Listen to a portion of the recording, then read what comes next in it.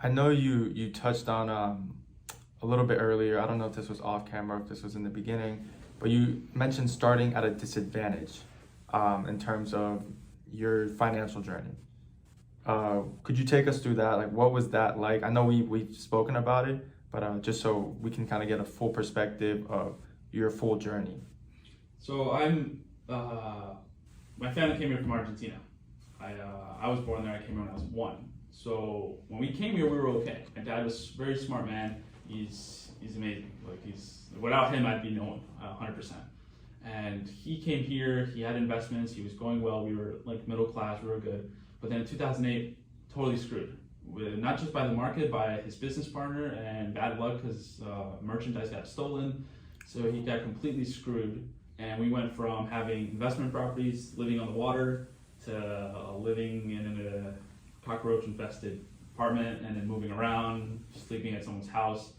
And it was pretty tough. And we were coming back from that ever since, really, because it was pretty tough. And my dad's a general contractor, so it's a different type of field. It's not the same amount of capital as like an investor, whatever it may be. And starting from the back, 2 kids, the wife that doesn't really contribute financially that much. So it was extremely tough, and still trying to give us the best life and make sure we don't miss out on anything, until I actually became aware of what was going on. That I was like, okay, no, keep your money. I don't want to go spend. I don't want to buy candy, whatever it may be. So definitely started from the back on that side, and that's why.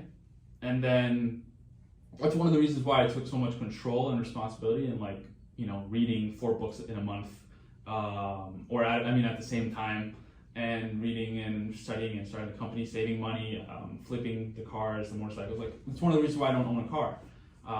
When I bought my first car when I was 16, I sold it within 6 months, and I more than doubled my money on it. And then I moved on. And I've never owned a car more than 6 months. So not because I wanted to keep it for 6 months, just because it took me that long to sell it. If not, I would have sold it on the same day I got it. I really don't care. One of the quotes my dad always told me is like, don't fall in love with a piece of metal. And I live with that to the true day. It's literally a piece of metal. Who cares?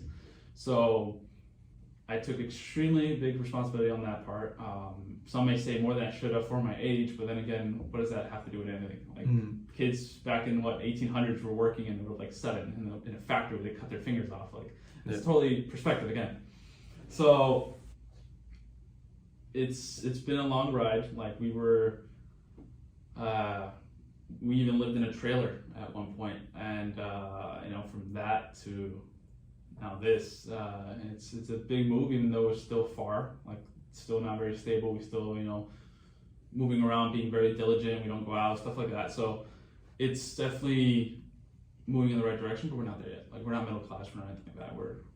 I'm getting the ball rolling, and I definitely have control of the reins on that, because I have to, because they don't know the market. They don't have the big picture ambitions. They have their own thing they want to do, but nothing like what I want to do. So it's humbling beginnings. That's what it is.